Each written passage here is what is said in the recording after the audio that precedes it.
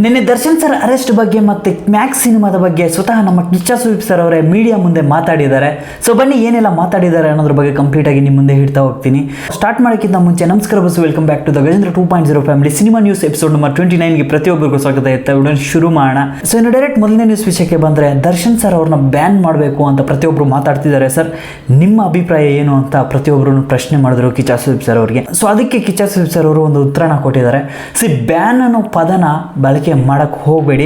Ban ಅನ್ನೋದನ್ನ ಸೈಡ್ಗೆ ಇಟ್ಬಿಟ್ಟು ಫಸ್ಟ್ ಜಸ್ಟಿಸ್ ಅನ್ನೋದು ಆಗಬೇಕು.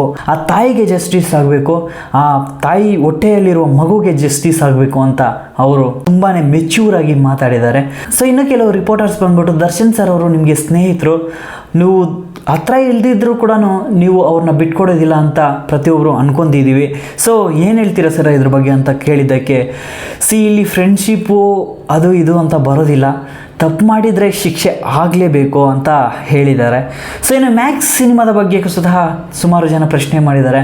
ಸೊ ಮ್ಯಾಕ್ಸ್ ಸಿನಿಮಾ ಬಂದ್ಬಿಟ್ಟು ಆಗಸ್ಟಲ್ಲಿ ಬರುತ್ತೆ ಅಂತ ಮಾಹಿತಿನ ಹೇಳಿದ್ದಾರೆ. ಸೊ ಆಗಸ್ಟಲ್ಲಿ ಬರುವ ಸಾಧ್ಯತೆಗಳು ಎಲ್ಲ ರೀತಿ ಇದೆ ಅಂತಲೇ ಹೇಳ್ಬೋದು. ಸೊ ಆಗಸ್ಟ್ 15th ಬಂದ್ಬಿಟ್ಟು ಬರೋ ಸಾಧ್ಯತೆ ಇದೆ. ಯಾಕಂದರೆ ಪುಷ್ಪ 2 ಏನಿದೆ ಇದು ಪೋಸ್ಟ್ಪೋನ್ ಆಗಿದೆ ಅಂತ ಸುಮಾರು ಸ್ಪೆಕ್ಯುಲೇಷನ್ಸ್ ಅನ್ನೋದು ಓಡಾಡ್ತಾ ಇದ್ದಾವೆ. ಇಫ್ ಇನ್ ಕೇಸ್ ಏನಾದರೂ ಪುಷ್ಪ 2 ಪೋಸ್ಟ್ಪೋನ್ ಆದರೆ ಸುಮಾರು ದೊಡ್ಡ ದೊಡ್ಡ ಸಿನಿಮಾಗಳೇ ಬರುವ ಸಾಧ್ಯತೆಗಳು ಇದೆ ಅಂತ ಕೆಲವೊಂದು ಮೂಲಗಳ ಪ್ರಕಾರ ಮಾಹಿತಿಗಳು ಅನ್ನೋದು ಸಿಗ್ತಾ ಇದೆ. ಸೊ ಅದ್ರ ಜೊತೆಗೆ ಇನ್ನು ನೆಕ್ಸ್ಟ್ ನ್ಯೂಸ್ ವಿಷಯಕ್ಕೆ ಬಂದರೆ, ನಮ್ಮ UI ಅಂದರೆ ಉಪೇಂದ್ರ ಅವರು ಡೈರೆಕ್ಷನ್ ಮಾಡಿ ಅವರೇ ನಾಯಕ ನಟನಾಗಿ ಮಾಡಿರುವ UI ಸಿನಿಮಾ ಸ್ವತಃ ಆಗಸ್ಟ್ 15th ಬರುವ ಸಾಧ್ಯತೆಗಳು ಇದೆ ಅಂತಲೂ ಮಾಹಿತಿಗಳು ಸಿಗ್ತಾ ಇದೆ. ಆದರೆ ಇನ್ನೂ ಅಫಿಷಿಯಲಿ ನ್ಯೂಸ್ ಬಂದಿಲ್ಲ. ಆದರೆ ಕೆಲವೊಂದು ಮೂಲಗಳ ಪ್ರಕಾರ UI ಸಿನಿಮಾ ಸ್ವತಃ ಆಗಸ್ಟ್ 15th ಬರುವ ಸಾಧ್ಯತೆ ಇದೆ ಅಂತ ಹೇಳಲಾಗ್ತಾ ಇದೆ. ಸೊ ಇನ್ನು ನೆಕ್ಸ್ಟ್ ನ್ಯೂಸ್ ವಿಷಯಕ್ಕೆ ಬಂದರೆ, ಈ ಆಗಸ್ಟ್ 15th ರಿಲೀಸ್ ಆಗಬೇಕಿರುವ ಭೈರತಿ ರಣಗಲ್ ಸಿನಿಮಾ ಇದೆಯಲ್ಲ, ನಮ್ಮ ಶಿವಣ್ಣ ಅವರ ಸಿನಿಮಾ. ಸೊ ಈ ಸಿನಿಮಾ ಏನಾಗ್ತಿದೆ ಅಂದರೆ, ನಿಮ್ಗೆ ಈಗಾಗಲೇ ಗೊತ್ತು, ಲೋಕಸಭಾ ಎಲೆಕ್ಷನ್ಸ್ ಕಾರಣಗಳಿಂದ ಸಿನಿಮಾದ ಶೂಟಿಂಗ್ ಅನ್ನೋದನ್ನು ಸ್ಟಾಪ್ ಮಾಡಿದರು. ಸೊ ಈ ಸಿನಿಮಾ ಬಂದ್ಬಿಟ್ಟು ಪೋಸ್ಟ್ಪೋನ್ ಆಗುವ ಸಾಧ್ಯತೆ ಇದೆ ಅಂತ ಕೆಲವೊಂದು ಮೂಲಗಳು ಹೇಳ್ತಾ ಇದ್ದಾವೆ. ಇದು ಸ್ವತಃ ಸ್ಪೆಕ್ಯುಲೇಷನ್ಸ್ ಅಂತಲೇ ಅನ್ಕೋಬೋದು. ಯಾಕಂದರೆ ಇನ್ನೂ ಶೂಟಿಂಗ್ನ ಕಂಪ್ಲೀಟ್ ಮಾಡ್ಕೊಳ್ಳಿಲ್ವಂತೆ.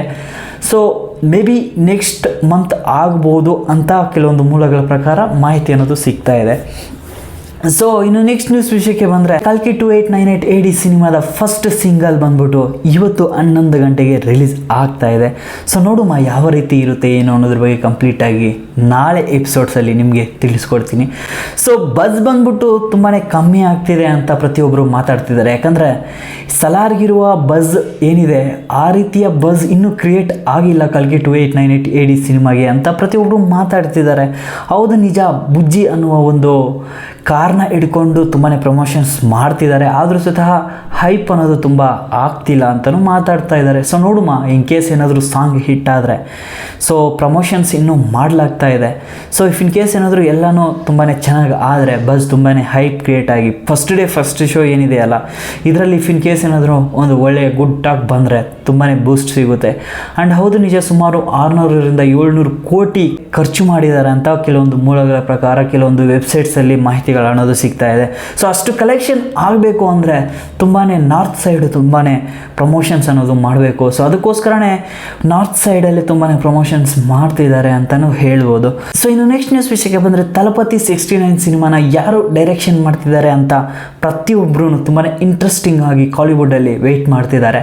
ಸೊ ಇದಕ್ಕೆ ಕೆಲವೊಂದು ಮೂಲಗಳ ಪ್ರಕಾರ ನಾನು ಹೇಳಿದ್ದೆ, ಒಂದು 2 ತಿಂಗಳ ಮುಂಚೆನೇ ಹೇಳಿದ್ದೆ, ವಿನೋದ್ ಅವರು ಡೈರೆಕ್ಷನ್ ಮಾಡ್ತಿದ್ದಾರೆ ಅಂತ ಕೆಲವೊಂದು ಮೂಲಗಳ ಪ್ರಕಾರ ಸಿಕ್ಕಿತ್ತು. ಅದನ್ನು ನಿಮ್ಮ ಮುಂದೆ ಹಿಟ್ಟಿದೆ ಸ್ವತಃ. ಹೌದು, ಸುಮಾರು ಒಂದು ತಿಂಗಳ ಹಿಂದೆ ಹೇಳಿದ್ದೆ ನಾನು ಈ ಮಾಹಿತಿನ.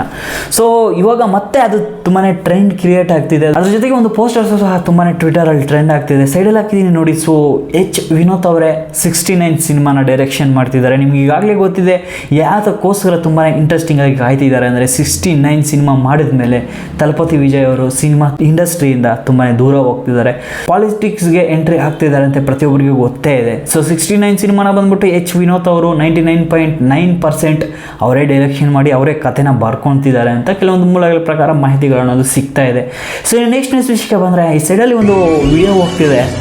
ಸೊ ಇದನ್ನು ನೋಡ್ಕೊಳ್ಳಿ ಆಯಿತಾ. ಸೊ ಈ ವಿಡಿಯೋ ತುಂಬಾ ಟ್ರೆಂಡ್ ಆಗ್ತಿದೆ. ಯಾರಪ್ಪ ಈ ವಿಡಿಯೋದಲ್ಲಿ ಇರುವುದು ಅಂತ ನಿಮ್ಗೆ ಈಗಾಗಲೇ ಗೊತ್ತಿರುತ್ತೆ. ಏನಪ್ಪ ವಿಷಯ ಅಂದರೆ, ದರ್ಶನ್ ಸರ್ ಅವರ ಗ್ಯಾಂಗಲ್ಲಿ ಅಂದರೆ ಇವಾಗ ರೇಣುಕಾ ಸ್ವಾಮಿನ ಕೊಲೆ ಮಾಡಿರುವ ಅಲ್ಲಿ ಆ ಜನರು ಯಾರಿದ್ದಾರೆ ಸುಮಾರು 17 ಜನ ಅಂತಾರೆ, ಕೆಲವೊಬ್ಬರು 13 ಜನ ಅಂತಾರೆ ಅಲ್ವಾ. ಸೊ ಅದರಲ್ಲಿ ಒಬ್ಬ ವ್ಯಕ್ತಿ ಬಂದ್ಬಿಟ್ಟು ಅವರ ತಂದೆ ಹಾರ್ಟ್ ಅಟ್ಯಾಕ್ ಆಗಿ ಪ್ರಾಣನ ಕಳ್ಕೊಂಡಿದ್ದಾರೆ. ಸೊ ಈ ವ್ಯಕ್ತಿನ ಪೊಲೀಸ್ ಅಧಿಕಾರಿಗಳು ಅವರ ತಂದೆಯ ಬಪನ್ ಏನಿದೆ ಕರ್ಕೊಂಡು ಹೋಗಿದ್ರು. ಸೊ ಸಮಯದಲ್ಲಿ ಈ ವಿಡಿಯೋನ ತಗೊಂಡು ಸೋಷಿಯಲ್ ಮೀಡಿಯಾಗಳಲ್ಲಿ ತುಂಬಾ ಟ್ರೆಂಡ್ ಆಗ್ತಿದೆ. ಸೊ ವಿಷಯ ಏನಪ್ಪ ಅಂದರೆ ಅಭಿಮಾನ ಇರಬೇಕು.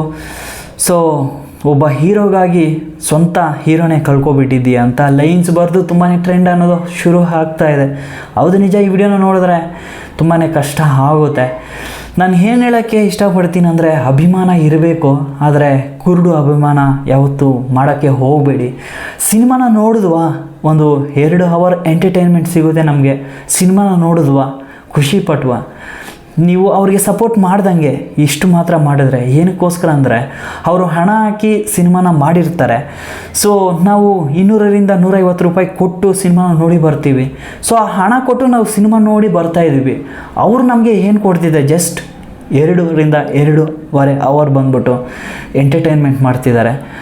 ಸೊ ಸ್ವಲ್ಪ ಯೋಚನೆ ಮಾಡಿ ಆಯಿತಾ, ಸ್ವಲ್ಪ ಮೆಚ್ಯೂರಾಗಿ ಯೋಚನೆ ಮಾಡಿದ್ರೆ ಇದೆಲ್ಲ ಸರಿ ಹೋಗುತ್ತೆ ಅಂತಲೇ ಅಂದ್ಕೊತೀನಿ. ಪ್ರತಿಯೊಬ್ಬರು ಸಿನಿಮಾ ನೋಡಬೇಡಿ ಅಂತ ಯಾರೂ ಹೇಳ್ತಿಲ್ಲ, ಆದರೆ ಕುರುಡು ಅಭಿಮಾನ ಯಾವತ್ತೂ ಮಾಡೋಕ್ಕೆ ಹೋಗಬೇಡಿ. ಯಾರೇ ತಪ್ಪು ಮಾಡಿದರೂ ಸ್ವತಃ ಶಿಕ್ಷೆ ಆಗಲೇಬೇಕು ಅಂತ ಕಿಚ್ಚ ಸುದೀಪ್ ಸರ್ ಅವರ ಹೇಳಿಕೆ ಕೂಡ ಕೊಟ್ಟಿದ್ದಾರೆ. ಅವರು ತುಂಬಾ ಮೆಚ್ಯೂರಾಗಿ ಮಾತಾಡಿದ್ದಾರೆ ಅಂತಲೇ ಹೇಳ್ಬೋದು. ಪ್ರತಿಯೊಬ್ಬರೂ ಅದೇ ರೀತಿ ಹೇಳ್ತಾರೆ, ಯಾಕಂದರೆ ಈ ನಮ್ಮ ಲಾ ಏನು ಹೇಳುತ್ತೆ ಅಂದರೆ ತಪ್ಪು ಮಾಡಿದವನಿಗೆ ಶಿಕ್ಷೆ ಆಗಲೇಬೇಕು ಅಂತ ಹೇಳ್ತಾರೆ. ಸೊ ನಮ್ಮ ಬಾಸು ಅಥವಾ ನಾವು ದೊಡ್ಡ ವ್ಯಕ್ತಿಗಳು ಪಾಲಿಟಿಕ್ಸಲ್ಲಿ ಇದ್ದೀವಿ, ನಾವು PM CM ನಮ್ಮನ್ನು ಜೈಲಿಗೆ ಹಾಕೋದಿಲ್ಲ ಅಂತ ಅಭಿಮಾನಿಗಳು ಅಂದ್ಕೊಂಡ್ರೆ, ಸೊ ಅವ್ರನ್ನ ನಾವು ಜೈಲಿಗೆ ಹಾಕೋದಿಲ್ಲ ಅಂತ ಅಭಿಮಾನಿಗಳು ತಿಳ್ಕೊಂಡ್ರೆ ಅದು ತಪ್ಪಾಗುತ್ತೆ. ಪ್ರತಿಯೊಬ್ಬರಿಗೂ ಶಿಕ್ಷೆ ಹಾಗೆ ಆಗುತ್ತೆ. ಕೆಲವೊಂದು ಸಮಯಗಳಲ್ಲಿ ಕೆಲವೊಂದು ಘಟನೆಗಳಲ್ಲಿ ಏನಾಗುತ್ತೆ ಅಂದರೆ ಒಂದು ಎವಿಡೆನ್ಸ್ ಅನ್ನೋದು ಸಿಗೋದಿಲ್ಲ. ಸೊ ಅದಕ್ಕೋಸ್ಕರ ಕೇಸ್ನ ಕ್ಲೋಸ್ ಮಾಡ್ತಾ ಇರ್ತಾರೆ. ನಿಮ್ಗೆ ಈಗಾಗಲೇ ಗೊತ್ತೇ ಇದೆ, 20ನೇ ತಾರೀಕುವರೆಗೂ ದರ್ಶನ್ ಸರ್ ಅವ್ರನ್ನ ಪೊಲೀಸ್ ಕಸ್ಟಡಿಗೆ ಕೊಟ್ಟಿದ್ದಾರೆ. ಮತ್ತೆ 5 ದಿನಗಳ ಕಾಲ ನಿನ್ನೆ ಕೊಟ್ಟಿರೋದು, ಇದು ನಿಮ್ಗೆ ಈಗಾಗಲೇ ಗೊತ್ತೇ ಇದೆ. ಸೊ 20ನೇ ತಾರೀಕು ಗೊತ್ತಾಗುತ್ತೆ ಯಾವ ರೀತಿ ಕೇಸ್ ರನ್ ಆಗುತ್ತೆ, ಇದು ಸ್ಟ್ರಾಂಗಾಗಿ ಹೋಗ್ತಿದೆಯಾ ಇಲ್ಲ ಅಂದರೆ ಇದೇನಾದರೂ ವೀಕ್ ಆಗಿ ಮತ್ತೆ ದರ್ಶನ್ ಸರ್ ತಪ್ಪು ಮಾಡಿಲ್ಲ ಅಂದರೆ ಹೊರಗೆ ಬರುವ ಚಾನ್ಸಸ್ ಇದೆ. ಹೊರಗೆ ಬರೋ ಚಾನ್ಸಸ್ ಅಂದರೆ ಬೇಲ್ ಕೊಟ್ಟರೆ ಖಂಡಿತವಾಗ್ಲೂ ಬರೋ ಚಾನ್ಸಸ್ ಅಂತೂ ಇದ್ದೇ ಇರುತ್ತೆ. ಸೊ ಅದ್ರ ಜೊತೆಗೆ ಇನ್ನೊಂದು ಮಾಹಿತಿ ತುಂಬಾ ಟ್ರೆಂಡ್ ಆಗ್ತಿರೋದು ಏನಪ್ಪ ಅಂದರೆ ದರ್ಶನ್ ಸರ್ ಅವರು ನೆಕ್ಸ್ಟ್ ಬ್ಯಾನ್ ಆಗ್ತಾರಾ ಏನು ಅನ್ನೋದ್ರ ಬಗ್ಗೆ ಸುಮಾರು ಜನ ಚರ್ಚೆ ಅನ್ನೋದನ್ನು ಮಾಡ್ತಾಯಿದ್ದಾರೆ. ಸೊ ಇದಕ್ಕೆ ಉತ್ತರ ಕೊಡೋದು ಆದರೆ ದರ್ಶನ್ ಸರ್ ಅವ್ರನ್ನ ಅಂತಾನೇ ಅಲ್ಲ, ಸೊ ಕಲಾವಿದರನ್ನ ಯಾವುದೇ ಕಾರಣಕ್ಕೂ ಬ್ಯಾನ್ ಮಾಡಬೇಡಿ ಅಂತ ಅಣ್ಣವರು ಹೇಳಿರೋ ಒಂದು ಮಾತು ಪ್ರತಿಯೊಬ್ಬರು ಚರ್ಚೆ ಇವಾಗ ಮಾಡ್ತಿದ್ದಾರೆ. ಸೊ ಬ್ಯಾನ್ ಅಂತೂ ಆಗೋದಿಲ್ಲ. ನಾವು ಸದ್ಯಕ್ಕೆ 30% ಅಷ್ಟು ಡೆವಿಲ್ ಸಿನಿಮಾದ ಶೂಟಿಂಗ್ನ ಮುಗಿಸ್ಕೊಂಡಿದ್ದಾರೆ. ಇಫ್ ಇನ್ ಕೇಸ್ ಏನಾದರೂ ಬೇಲ್ ಸಿಕ್ಕರೆ ಖಂಡಿತವಾಗ್ಲೂ ಸಿನಿಮಾದ ಶೂಟಿಂಗ್ ಅನ್ನೋದು ಮುಗಿಸಿ ಇದೇ ವರ್ಷದಲ್ಲಿ ಸಿನಿಮಾ ಅನ್ನೋದು ರಿಲೀಸ್ ಆಗ್ಬೋದು. ಸಿಕ್ಕಿಲ್ಲ ಅಂದರೆ ಸುಮಾರು ತಿಂಗಳು ಆದಮೇಲೆ ಸಿನಿಮಾ ಅಂತೂ ಟೇಕ್ ಆಫ್ ಆಗೇ ಆಗುತ್ತೆ. ಸದ್ಯಕ್ಕಂತೂ ಸಿನಿಮಾದ ಶೂಟಿಂಗ್ನ ಸ್ಟಾಪ್ ಮಾಡ್ಕೊಂಡಿದ್ದಾರೆ. ಸೊ ನೋಡುಮ ಯಾವ ರೀತಿ ಕೇಸ್ ಹೋಗ್ತಾ ಇರುತ್ತೆ ಮುಂದಕ್ಕೆ ಅನ್ನೋದ್ರ ಬಗ್ಗೆ ನೋಡ್ತಾ ಹೋಗುಮ. ಆದರೆ ನಾನು ಒಂದೇ ಮಾತು ಹೇಳ್ತೀನಿ, ಸೊ ಖುಷಿಯಾಗಿರಿ, ಅಪ್ಪ ಅಮ್ಮನ ಚೆನ್ನಾಗಿ ನೋಡ್ಕೊಳ್ಳಿ, ಅಭಿಮಾನ ಇರಲಿ, ಜಾಸ್ತಿ ಅಭಿಮಾನ ತೋರ್ಸೋಕ್ಕೆ ಹೋಗಬೇಡಿ ಅಂತ ಹೇಳ್ತಾ ಈ ವಿಡಿಯೋನ ಮುಗಿಸ್ತಾ ಇದ್ದೀನಿ. ಇನ್ ಕೇಸ್ ಏನಾದರೂ ನಿಮಗೆ ಈ ವಿಡಿಯೋ ಇಷ್ಟ ಆಗಿದ್ರೆ ಲೈಕ್ ಮಾಡಿ, ಸಬ್ಸ್ಕ್ರೈಬ್ ಮಾಡಿದ್ರೆ ಮತ್ತೆ ಯಾವುದೇ ಕಾರಣಕ್ಕೂ ಮರಿಬೇಡಿ.